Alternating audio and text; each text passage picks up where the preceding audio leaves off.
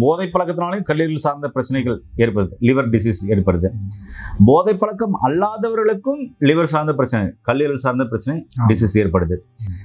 இருப்பாளருக்குமே கல்லீரல் சுருக்கம், hepatitis A, hepatitis B, hepatitis C virus எல்லாம் இருக்கு. ஹெப்படைட்டிஸ் ஏ வரும் போகும் சரியாயிடும். ஹெப்படைட்டிஸ் பி, ஹெப்படைட்டிஸ் சி வந்து பார்த்தீங்கன்னா தடுப்பூசி போடணும், எல்லாம் மாத்திரை மருந்துகள் சாப்பிடணும். லிவர் சிரோசிஸ், கல்லீரல் சுருக்கம், லிவர் வீங்கிருச்சு.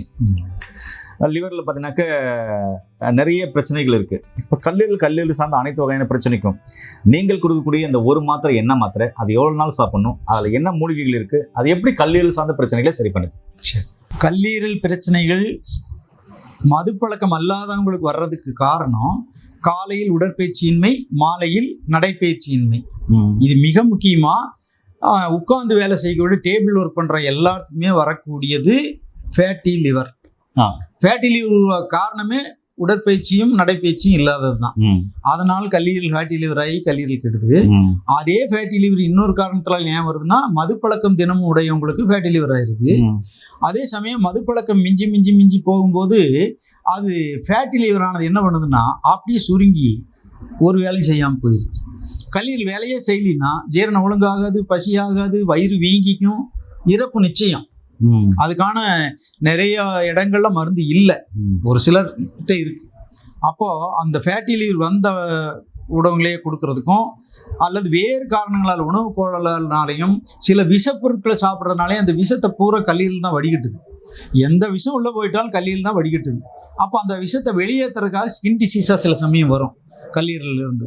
அப்படி வந்ததுன்னா அதை நம்ம கல்லீரலுக்கு மருந்து கொடுத்து ஸ்கின் டிசீஸ் மருந்து கொடுத்து நல்லா பண்ணிக்கிறோம். அதெல்லாமே பசியின்மை, ருசியின்மை முக்கியமாக வரும். அதுக்கு பேர் நம்ம மருத்துவத்தில் அரோசகம்னு பேர். ருசியின்மைங்கிற அரோசகம் வர்றதுக்கு காரணமும் கல்லீரல் கோளாறு தான். அப்போ அரோசகம் வந்ததுன்னு என்ன பண்ணுவோம், நீங்கள் மிகப்பெரிய விருந்தில் போய் மிகச்சுவையாக சமைச்ச சாப்பாடு கூட இப்படி எடுத்து வச்சா வாய்ஸ் ருசிக்காது, சாப்பிடவே முடியாது, எனக்கு நல்லா இல்லைன்றாங்க. எது செஞ்சாலும் நல்லா இல்லைன்றாங்க. அப்போ வீட்டில் கூட மனைவி செஞ்ச பொருளை எது செஞ்சாலும் நீ செஞ்சதே நல்லா இல்லைன்னு சொல்லிட்டு இருந்தா அவங்களுக்கு ஒரு அரோசகம்ங்கிறது ருசியின்மை நோய் வந்திருக்குன்னு அர்த்தம். அதுக்கு அடிப்படையும் கல்லீரல் தான். இப்போ நம்ம கல்லீரலில் ஒன்றை சரி பண்ணா உணவு ஜீரணித்தல், உணவு வந்து கிரகிக்கப்படுதல், முகம் பொலிவு, இது போக நமக்கு நடக்கிறதுக்கான சக்தி அத்தனையுமே கல்லீரல் நல்லானா வந்துடும். எப்படிப்பட்ட சோர்வும் நீங்கிடும். முகத்துல வந்து அந்த களை எழுந்து காணப்படுற முகம் கூட கல்லீரல் சரியான களை வந்துடும். அதுவும் ஒரு காரணம். களை இல்லாம பல காரணங்கள் இருந்தாலும் கல்லீரல் கெட்டு போனதும் ஒரு காரணம்.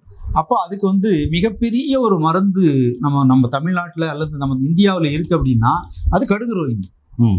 கடுகு ரோகிணியினுடைய முறைப்படி சுத்தி பண்ணி சத்தெடுத்து அது கூட ஒரு சில மூலிகைகள் கூட துணையா அது வந்து வேகமா வேலை செய்யறதுக்கான சில மூலிகைகள் சேர்த்தி இந்த மாத்திரையை நம்ம செஞ்சிருக்கிறோம். இந்த கடுகு ரோகிணி மாத்திரையை காலையில ஒண்ணு நைட்டு ஒண்ணு உணவுக்கு பின் எடுத்துட்டு வந்தா கல்லீரலினுடைய அத்தனை பிரச்சனைகளும் நாளடைவில் சரியாயிடும். இதுவே வந்து நான் இப்ப சமீபத்துல வந்த சிரோசிஸ் லிவர் ஒரு பேஷண்ட்டுக்கு ஒரு ஆளுக்கு கொடுக்கும் பொழுது வெறும் 10 நாள், ஆனா அது காலையில 2, மத்தியானம் 2, நைட் 2 கொடுத்துட்டேன். சிரோசிஸ் இருந்ததுனால அவன் வந்து வயிறு வீக்கம் ஃபுல்லா இருக்கு, நடக்க முடியாது. அவன் வயிறெல்லாம் சின்னதாகி நல்லா வந்துட்டான், சாப்பிட்றதுக்கு ஆரம்பிச்சிட்டான். இந்த ஒரே மாத்திரை தான், வேற கொடுக்கவே இல்லை நான். அப்ப இன்னும் இது கூட வேற சில விஷயங்கள் இருக்கு. அதாவது வெடிப்பு அன்னவேதி செந்தூரத்தை நாம் இதோட இன்னொரு கேப்சூல் இதை கொடுத்தோம்னா வீக்கம் இன்னும் வடியும். அந்த இடத்துல புதுமையான அந்த கல்லீரல் வந்து மீண்டும் வலுப்பெற தொடங்கிடும். சிரோசிஸ் ஆஃப் லிவர்ல இருந்து வந்துடும். அது போக நாம் சில சத்து பொருட்களையும் கொடுக்கணும் கல்லீரலுக்காக.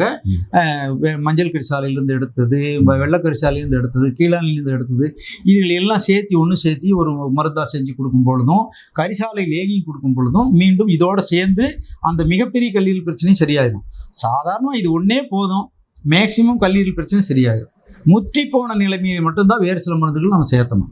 அதனால லிவர் டானிக்காகவும் ஃபேட்டி லிவருக்காகவும் சிரோசிஸ் ஆஃப் லிவருக்காகவும் இந்த மருந்து கொடுத்து மற்ற மருந்து கொடுத்தா தான் குணமாகும். அந்த மாதிரியான ஒரு உயர்ந்த மருந்து இது. முக்கியமான பொருள் கடுகு ரோகிணி. ஆனால் இன்னைக்கு அந்த இப்படி கல்லீரலுக்கு ஆகிறதுனால வெளிநாடுகளுக்கெல்லாம் இது ஏற்றுமதி ஆகிறதுனால என்ன ஆகி போச்சுன்னா 1 கிலோ 2800 வரைக்கும் வந்துருச்சு. 1 கிலோ வேர் அந்த அளவுக்கு முதலெல்லாம் குறைவாது, இப்போ ரொம்ப விலை அதிகமாகிடுச்சு. அதை வாங்கி நம்ம பக்குவப்படுத்தும் போது இன்னுமே நாம் கொஞ்சம் வேஸ்டேஜ் எல்லாம் போக நமக்கு கொஞ்சம் தான் கிடைக்கும். அப்படி செஞ்சது தான் இந்த கல்லீரலுக்கான மாத்திரை. இந்த மாத்திரையை காலையில் 1 நைட் 1 கொடுத்தா போதும். கல்லீரல் பிரச்சனைகள் சரியாகி ஜீரணமாகி நல்லா சாப்பிட்டு உடம்பு தேறிடுவாங்க. நல்லா ஒரு பொலிவு உண்டாயிரும் முகத்துக்கு. முற்றிய நிலைமையில் உள்ளவங்களுக்கு வேணால் 2 கொடுக்கலாம். அதோட முட்டி நிலைமை இருந்ததுன்னா 3 வேளையும் கொடுக்கணும். இவ்வளவுதான். அது மருத்துவருடைய திறமை. அது அந்த பேஷண்டோட நிலைமையை பொறுத்து நம்ம மருந்தை முடிவு பண்ணி கொடுத்தோம்னா சரியாயிடும். இது நல்ல அருமையான மருந்து. இது நாம் நீண்ட காலமா கொடுக்குறோம். நமக்கு நல்ல பேரை வாங்கி கொடுக்குது. சரி, வர்றவங்க சந்தோஷமா இருக்கணும். கண்டிப்பா நம்மளை நம்பி வந்துட்டா அந்த உயிர் காப்பாற்றப்படணும். அதுதான் நம்மளோட குறிக்கோள். அதுக்கு எங்க இருந்து விஷயங்கள் கிடைச்சாலும் தேடி பிடிச்சி படிச்சு ஆராய்ச்சி பண்ணி நான் எடுத்துருவேன். ஏனே கல்லீரல் சார்ந்த பிரச்சனை, ஃபேட்டி லிவர் சம்பந்தமான பிரச்சனை அனைத்துக்கும் பார்த்தீங்கன்னாக்க இந்த கடுகுரோகினி டேப்லெட் ரொம்ப அற்புதமாக வேலை செய்யும். கடுகுரோகினாவே கல்லீரல் தான். ஐயா சொன்ன மாதிரி மீதி எல்லாமே வெள்ளை கரிசலாங்கண்ணி, கீழா நெல்லி, அப்புறம் பார்த்தீங்கன்னா மஞ்சள் கரிசலாங்கண்ணி, இப்படி எக்ஸ்ட்ரா சொல்லிட்டு போயிட்டே இருக்கலாம். எல்லாத்துமே பார்த்தீங்கன்னா கல்லீரலுக்கு அற்புதமாக வேலை செய்யும். அதே மாதிரி பார்த்தீங்கன்னா கொட்டைக்கரந்தை, சிவக்கரந்தை, இதெல்லாம் சொல்லிட்டு போயிட்டே இருக்கலாம். நிறைய மூலிகைகள் இருக்குது.